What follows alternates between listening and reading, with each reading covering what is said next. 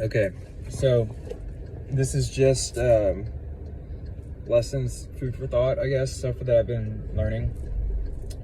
So the three gunas in life is the sattva, rajas, and tamas. And what I want to say is that what I've found that has helped me a lot is to understand these gunas in the way that they flow through your everyday and every minute experience over and over and over again. There's cycles. Everything cycles. So there's these things that come up and they go down, and they come up and they go down, and then basically the more conscious you are, the more aware of each one of the cycles inside of the cycles that you'll be able to see. So some people who are just starting to have awareness are able to see the long cycles of their lifetime, and a lot of people end up getting frustrated or something like that over that. But in reality, all it is just one larger vision of a cycle that is inside of that same thing. So what I mean by all of this is that with Rajas, everybody has an action of movement, right? Everybody has a desire to move. And anytime that you feel in yourself, right? So you just gotta keep your awareness inside of yourself, right? And you feel in yourself the desire to do or to accomplish some sort of a thing. Like me turning on this this phone and starting the video is a form of rajas. Tamas is the innate destructive tendencies of the mind and the body and the spirit, but it's also stagnancy and stuckness, but not, it's like stability as well.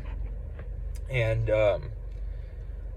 that seems to turn on after the rajas or before, right? So it's like, what I mean by that is that you'll have a negative feeling that pushes you into doing something, or you will do something that pushes you into a negative feeling. You see what I'm saying?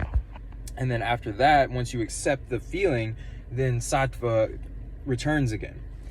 And that's just a sensation of peace. So what I'm trying to get to is that if you can become aware of all of these cycles, then you can start to extend different cycles based on what you need to use them for.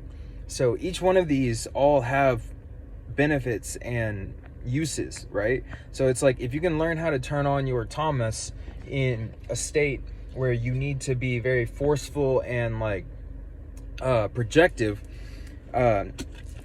or wrathful or something like that, then you can do that. And then what you do is that you would subtract from your sattva and you turn on your rajas and your tamas in order to be able to project that energy.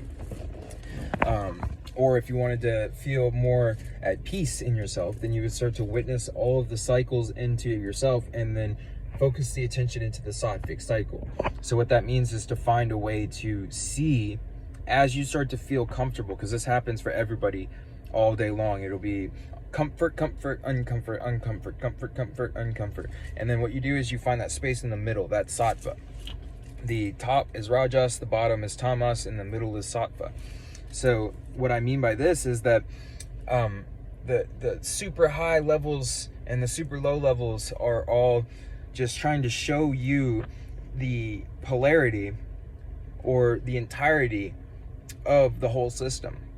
So when you see the system altogether as being one thing, then that is a sattvic way of seeing things.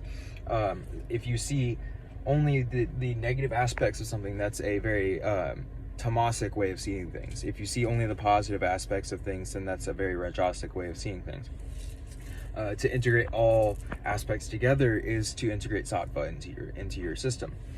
So there's other things that I'm seeing with this too, is that not only does this act on everything, it's also in time as well. So these cycles all occur in time as well.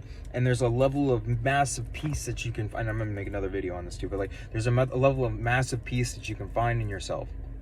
When you start to see that time is just another one of the cycles happening in its own self. And from that, you start to see that birth and death are part of this time cycle, but birth and death are not separate from each other. Meaning if you're born, then you're guaranteed to die. And if you die, then you're guaranteed to be born again. So what that means is that there's infinite levels of actual peace and security available through recognizing the grace of God. And what the grace of God is the fact that no matter how terrible you think that everything gets, or how terrible you think you are, or like how conscious you think you are, or anything like that, there's always more. There's always something else. There's always going to be another. There's always going to be another experience, or another body, or another mind, or another consciousness, or something like that. You will always have a chance again to experience. So it's like, once you start to really, really understand this, and you start to see that life is actually a gift, in the way that you are scared of losing it, but in reality, you never lose it. You just transition the life into different manifestations, right? So like death is a manifestation of tamas. In tamas, when you go to sleep, you're not freaking out right before you go to sleep, right? That sensation of deep sleep that you have is like the utmost of tamas, okay? And what that is just complete inertia. It's complete emptiness. The opposite of that is right when you wake up and you feel all kinds of awake and you're looking around and ready to do stuff. That's the rajas. And then basically that comfort feeling that you have from seeing these things is the sattva. So last thing is that I'm going to say in this video is that, like, imagine the whole of reality like a wheel, and there's different spokes all over the wheel, and each one of these things is another aspect of consciousness. So at the top you have, say, like bliss and absolute ecstasy. In the bottom you have existential dread and absolute tamosity.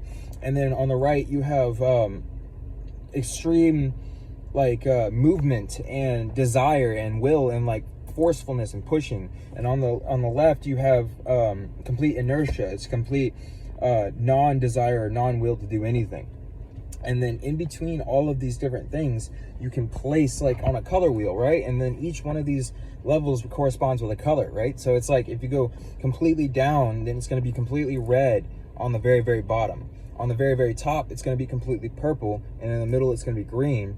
And then on the right side, it's going to be orange, and on the left side, it's going to be more yellow and kind of like, basically, like, the point that I'm making is like you start to see that where all of these colors interact with each other. And what I say by colors is just like the states of consciousness, where all these different states of consciousness interact. They blend their they blend their expressions together in order to be able to express through a particular way.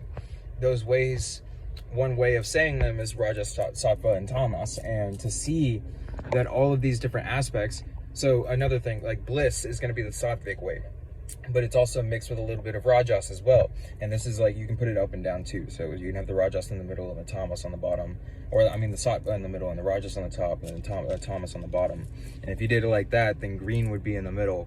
The top would be like blue, and then the bottom would be like red, and then or the top would be like purple in a way. But like the movement of Rajas is actually a very orange and yellow kind of energy. So don't take this too deeply into it. But like the point that I'm trying to make is just to give a visual so that you can start to see the visual aspects of each one of the experiences that you have, and then place it onto the scale of seeing whether or not in that moment you're in a mode of Rajas, Sattva, or Tamas. And then once you see what mode you're in, then you can know what's going to come next, and also what kind of thing that you can do in order to be able to turn on a particular mode that you want to experience. So say you're feeling a lot of uncomfort. Generally after the uncomfort, a state of sattva or comfort comes through, right? And then once you start to feel the comfort start to flow through or transition into that, then you would take your attention and focus it onto that and try to extend that out as long as you possibly can by keeping the attention on that particular wave of the cycle. And then once the wave of the cycle starts to dissipate, then you would disregard the negative aspects of the new kind of desire to move, and then you would try to feel into the actual positive aspects or the good feeling aspects of movement as well. And then that's how you find a sattvic view on Rajas.